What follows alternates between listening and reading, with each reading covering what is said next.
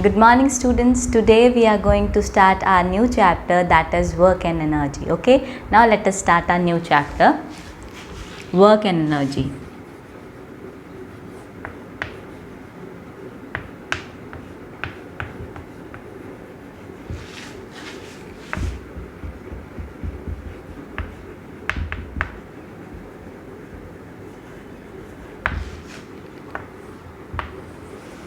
So let us explain work with the help of an example. Let us take a girl named Manroop. ठीक है, she is starting for her examination. ठीक है, एक girl है जिसका नाम है Manroop. She is studying for her examination. वो अपने एग्जामिनेशन के लिए पढ़ रही है. ऑब्वियस सी बात है, एग्जामिनेशन के लिए पढ़ रही है. She has to attend classes. वो क्लासेस अटेंड कर रही है. She is jotting down the notes बना रही है. शी इज़ प्रिपेयरिंग डायग्राम्स बना रही है. ठीक है, शी इज़ वर्किंग हार्ड. ठीक है, इंपॉर्टेंट क्वेश्चंस को जॉट डाउन कर रही है. तो वो तो वर्क हार्ड तो कर रही है, लेकिन अगर यही काम हम साइंटिफिक टर्म्स में देखें, साइंस के टर्म में देखें, तो ये वर्क जो है वो बहुत कम काम है. ठीक है.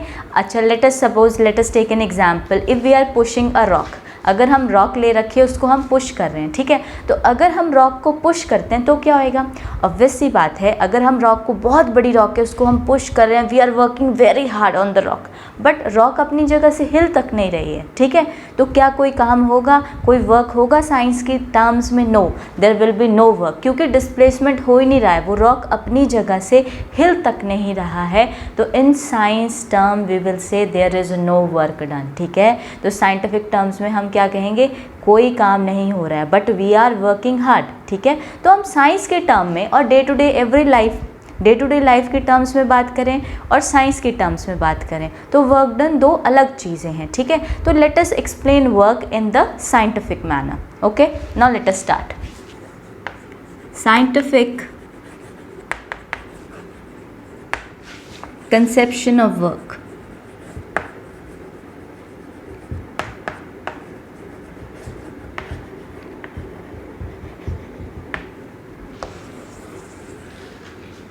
Now let us discuss scientific conception of work. ठीक है, अब हम कुछ एग्जाम्पल्स लेते हैं और उसके थ्रू समझने की कोशिश करते हैं कि वर्क डन कब होता है साइंटिफिक मैनर में. साइंस के टर्म में हम कब कहेंगे कि वर्क डन हुआ आपका. Okay, now let us start. Suppose we are having a pebble. हमारे पास एक स्मॉल पेबल है, उसको हम अपने पैर से क्या कर रहे हैं? पुश कर रहे हैं. ठीक है, तो अगर आपके पास एक स्मॉल पेबल है और स्मॉल स्टोन है, ठीक है, if someone is pushing that payable, अगर वो उसको क्या कर रहा है? पुश कर रहा है, तो ऑब्वियस सी बात है वो अपनी पोजीशन से क्या कर जाएगा? वो इस वक्त इस पोजीशन से डिस्प्लेस होकर पेबल यहाँ चला गया. तो ऑब्वियस सी बात है, जो डिस्टेंस पहले था पेबल का वो ये था, बाद में उसका डिस्टेंस क्या हो गया? ये, मतलब उसने कुछ ना कुछ डिस्प्लेसमेंट कर दिया. तो इस केस में हम क्या कहेंगे? इस केस में हम कहेंगे कि वर्क हैज़ डन, क्योंकि क्या हुआ है? ऑब्जेक्ट पहले इस पोजीशन था, suppose this position was a और दिस पोजीशन इज बी, तो वो ए पोजीशन से कहाँ चला गया? बी पोजीशन पे चला गया आपका पेबल. तो इसका मतलब वर्क डन हुआ है, क्योंकि डिस्प्लेसमेंट हुई है. ऑब्जेक्ट पहले ए पोजीशन पे था, वो कहाँ चला गया? आपका पोजीशन बी पे चला गया. Okay, now let us take another example. अब suppose we are saying a girl pushes a trolley. ठीक है, वो फोर्स लगा रही है उसको. ठीक है, वो पुश कर रही है, ट्रॉली को पुश कर रही है. ऑब्वियस सी बात है, वो ट्रॉली को एक जगह से दूसरी जगह क्या कर रही है? डिस्प्लेस कर रही है. उसकी पोजीशन में चेंज आ रहा है, तो डिस्प्लेसमेंट हो रहा है, तो वहाँ भी क्या होगा? वर्क डन होगा. ओके, सपोज आपके पास कोई बुक है. ठीक है, बुक आपकी कहाँ लाई कर रही है? टेबल पे लाई कर रही है. अगर हम उस बुक के ऊपर फोर्स लगाते हैं, ठीक है, उसको उठा लेते हैं, ठीक है, कुछ सर्टन हाइट पे, पहले वो बुक यहाँ थी और हमने उसको उठा के इतनी हाइट पे कर दिया, तो ऑब्वियस सी बात है हमने क्या अप्लाई किया उस पर? हमने फोर्स अप्लाई किया. फोर्स अप्लाई करके बुक की पोजीशन पहले यहाँ थी और उसकी पोजीशन को हमने इधर कर दिया. तो ऑब्वियस सी बात है हम उस पर क्या लगा रहे हैं? फोर्स लगा रहे हैं. तो फोर्स लगा रहे हैं तो क्या हो रहा है? आपका वर्क डन हो रहा है. ओके, तो साइंटिफिक मैनर में हम कब कहते हैं कि आपका वर्क डन हुआ है? देखिए, वर्क डन होने के लिए दो इम्पॉर्टेंट फिनोमिनाज हैं हमारे पास. क्या दो इंपॉर्टेंट प्रोसेसेस हैं? नंबर 1 कि आपका फोर्स अप्लाइड होना चाहिए ऑब्जेक्ट पे. जिस भी ऑब्जेक्ट पे आपने वर्क डन करना है वहाँ पर फोर्स अप्लाई होना चाहिए. और नंबर 2 इम्पॉर्टेंट थिंग इज़ वहाँ पर वो ऑब्जेक्ट अपनी पोजीशन से क्या होना चाहिए? डिस्प्लेस्ड होना चाहिए. So let us discuss 2 important condition for work to be done. Okay, 2 two conditions need to be specified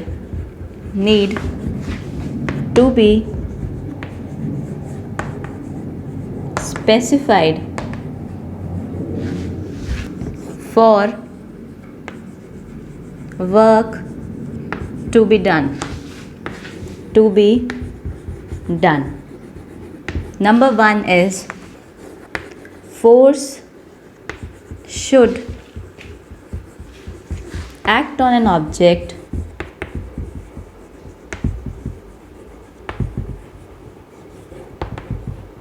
and number two is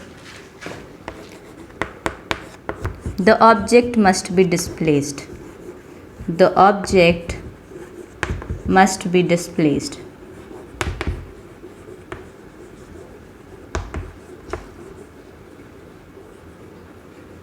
okay, अब क्या है इसमें?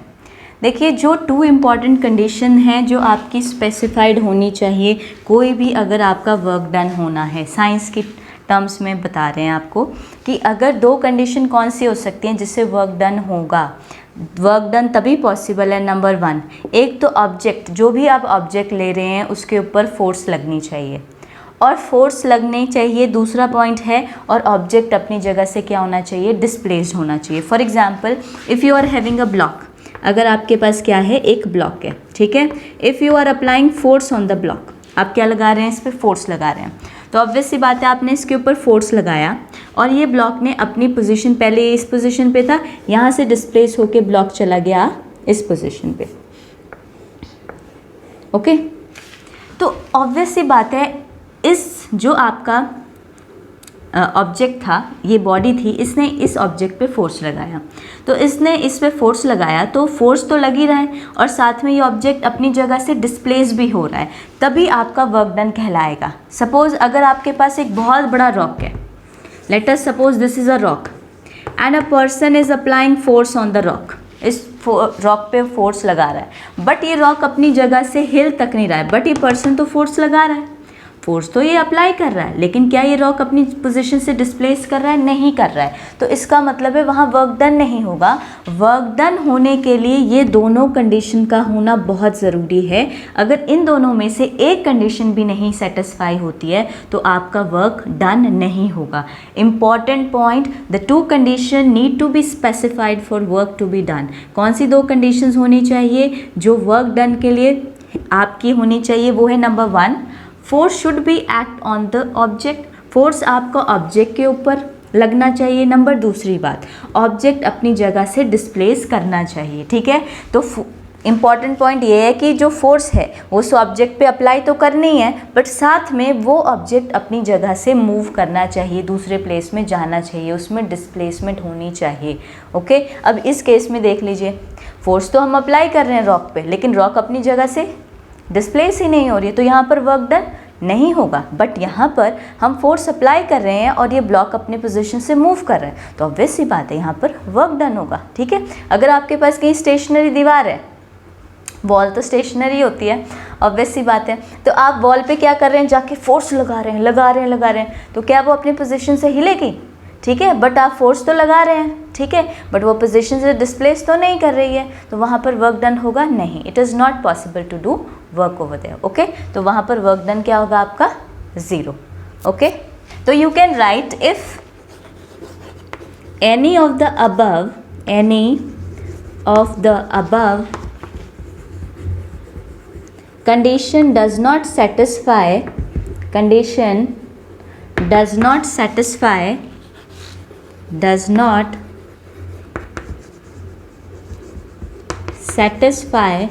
so therefore work is not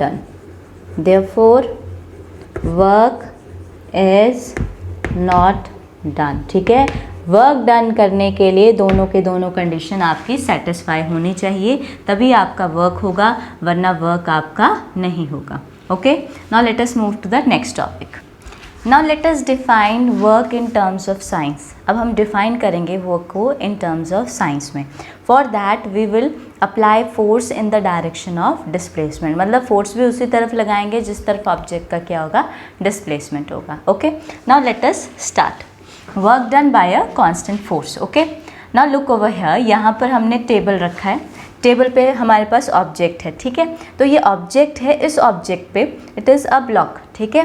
block पे क्या लगाया जा रहा है, फोर्स लगाया जा रहा है। फोर्स को हमने किससे रिप्रेजेंट किया है, कैपिटल F से रिप्रेजेंट किया है, ठीक है। फोर्स, जब इस ब्लॉक पे फोर्स लगता है तो ये अपनी पोजीशन यहाँ से डिस्प्लेस होके इधर चला जाता है। तो जो डिस्प्लेसमेंट है उसे हमने किससे रिप्रेजेंट कर दिया है, S से रिप्रेजेंट कर दिया। ओके, तो हम क्या कर रहे हैं, सिंपल टेबल रखा है, टेबल पे एक आपका ऑब्जेक्ट रखा है, जो ऑब्जेक्ट हमने यहाँ कंसिडर किया दैट इज़ ब्लॉक, उस पर जो हम फोर्स लगा रहे हैं that is denoted by capital F। हम फोर्स लगा रहे हैं, वो अपनी जगह से क्या हो रहा है, डिस्प्लेस हो रहा है, उसने अपनी पोजीशन यहाँ से चेंज करके यहाँ कर ली। दैट इज़ वाई हमने यहाँ पर क्या बनाया, डॉटेड से बनाया, कि उसने फोर्स लगाने के बाद इसकी पोजीशन यहाँ से वहाँ चेंज हो गई।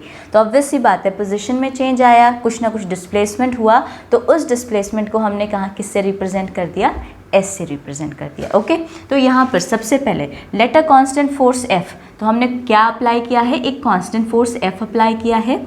एक्ट ऑन एन ऑब्जेक्ट, ये ऑब्जेक्ट पे क्या कर रहा है, एक्ट कर रहा है।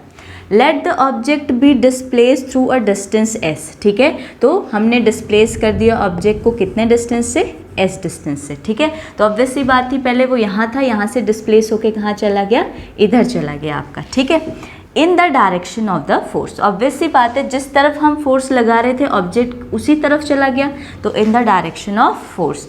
And let W be the work done, तो W क्या हो गया आपका, वर्क डन हो गया। तो आप इसे डिफाइन कैसे करेंगे, we will define work, definition लिख देते हैं हम यहाँ पे of work. Work is defined as, work is defined as the product of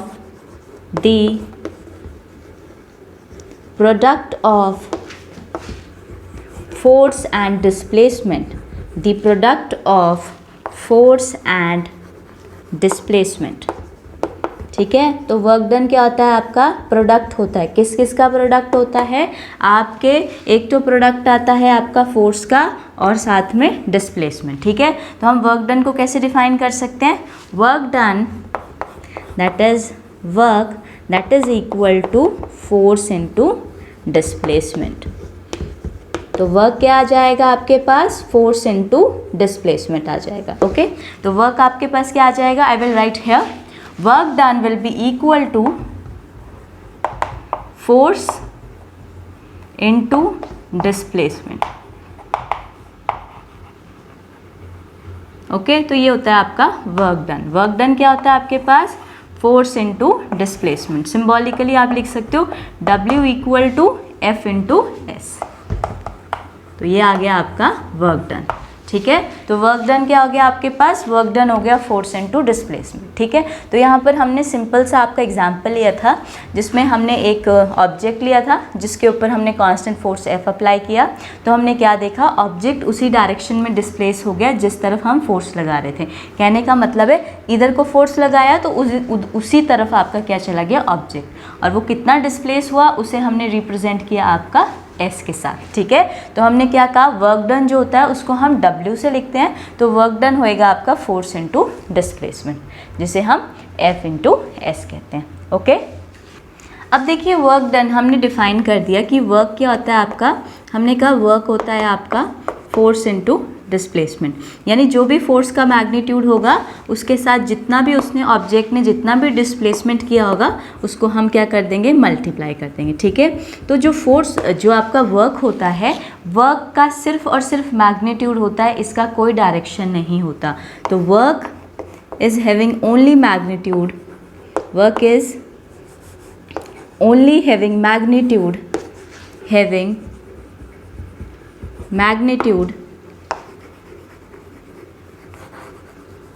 and no direction, ठीक है। तो वर्क का सिर्फ और सिर्फ मैग्नीट्यूड होता है, डायरेक्शन नहीं होता है। तो ऑब्वियस सी बात है, मैंने आपको पहले बताया, जिसमें सिर्फ और सिर्फ मैग्नीट्यूड हो और डायरेक्शन ना हो तो ऐसो क्वांटिटी को हम क्या कहते हैं, तो वर्क जो आ जाएगा, work will be are scalar quantity. Work हमारा क्या आ जाएगा, स्केलर क्वांटिटी। ऑलवेज रिमेंबर, जिनका सिर्फ और सिर्फ मैग्नीट्यूड होता है और डायरेक्शन नहीं होता है, ऐसी क्वांटिटी को हम क्या कहते हैं? We call this quantity as scalar quantity. Okay, now let us find the SI unit. SI unit क्या होगी वर्क डन की? SI unit of work will be equal to, देखिए वर्क क्या होता है? Force into displacement.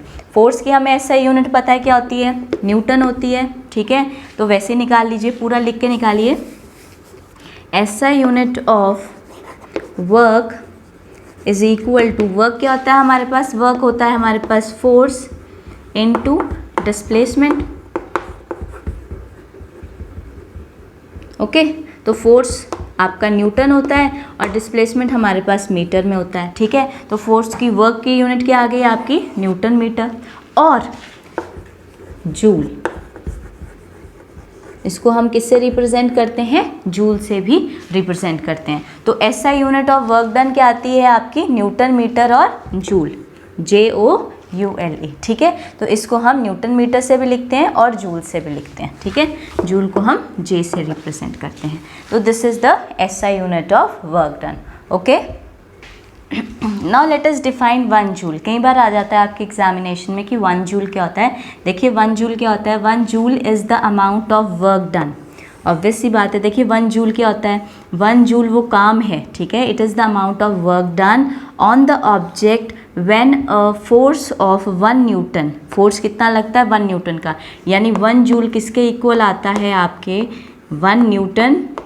जब आपका force कितना लगता है? 1 न्यूटन का, और आपकी बॉडी जो है वो कितना डिस्प्लेस करती है? वो 1 मीटर का डिस्प्लेसमेंट करती है. तब ये क्या बनता है आपका? 1 जूल. ठीक है, तो 1 जूल क्या होता है? जब फोर्स 1 न्यूटन का लगता है और आपकी बॉडी जो है वो कितना मीटर डिस्प्लेस करती है? 1 मीटर. तो हम इसको डिफाइन कैसे करते हैं कि 1 joule is the amount of work done. 1 joule क्या है? वो वर्क डन है. अमाउंट ऑफ वर्क डन किसके ऊपर हो रहा है? वर्क डन ऑब्जेक्ट के ऊपर हो रहा है. ऑब्वियस सी बात है, जो हम वर्क डन कर रहे हैं किसके ऊपर कर रहे हैं? किसी ऑब्जेक्ट के ऊपर कर रहे हैं. When a force of 1 newton displaces by 1 metre along the line of action of force.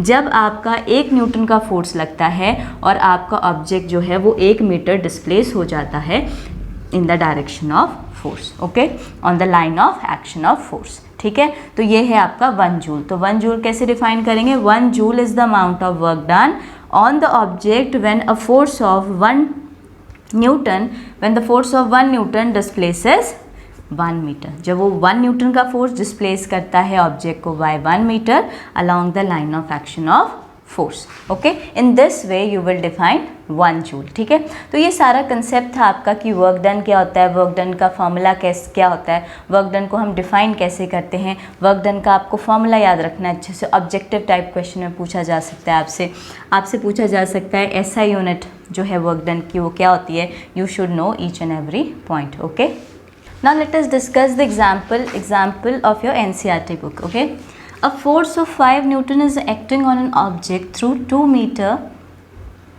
meter in the direction of force. देखिए क्या है क्वेश्चन, क्या है कि एक फोर्स है जो कितने का लग रहा है आपका? 5 न्यूटन का फोर्स जो लग रहा है वो ऑब्जेक्ट पे लग रहा है. देखिए ये ऑब्जेक्ट है आपका. ठीक है, डायग्राम भी गिवन है कि ऑब्जेक्ट है जिसके ऊपर कितने का फोर्स लग रहा है आपका? 5 न्यूटन का फोर्स लग रहा है. Okay, through 2 metre in the direction of force. ठीक है, तो वो जो ऑब्जेक्ट है वो आपका डायरेक्शन ऑफ फोर्स में डिस्प्लेस होता है. कितना डिस्प्लेस होता है आपका? 2 मीटर डिस्प्लेस हो जाता है. Originally it was placed over here, और यहाँ से वो कहाँ चला गया? यहाँ चला गया. जब उसमें कितना फोर्स लगा? 5 न्यूटन का फोर्स लगा. Okay, if the force act on the object all through the displacement then work done. तो वर्क डन क्या होगा? अभी हमने फॉर्मूला किया है. वर्क डन का फॉर्मूला क्या होता है आपके पास? Work done is equal to force into displacement. Force into displacement. ठीक है, तो ऑब्वियस सी बात है फोर्स कितना लगा आपका? Force is given 5 newton and displacement is given 2 metre. Okay, तो आपका फोर्स हो गया 5 न्यूटन मल्टीप्लाई बाय 2 मीटर. तो आपका वर्क डन क्या आ गया? आपका वर्क डन कितना आ गया? 5 2 10 न्यूटन मीटर, और यू कैन से 10 जूल. ठीक है, तो your work done will be 10 joule, ठीक है। तो इन this way you will do this type of question. अगर आपको वर्क डन निकालने के लिए कहा हो और सिंपल आपको फोर्स और डिस्प्लेसमेंट गिवन हो तो सिर्फ और सिर्फ आपने क्या करना है, वैल्यूज़ को पुट करना है। फोर्स की वैल्यू पुट कर दीजिए, डिस्प्लेसमेंट की वैल्यू पुट कर दीजिए और अपना आंसर आ जाएगा, ठीक है, और आपका आंसर आ जाएगा। Okay, so that is all about for today. If you are having any doubt anywhere, leave the comment below and do like and subscribe our channel. Thank you so much.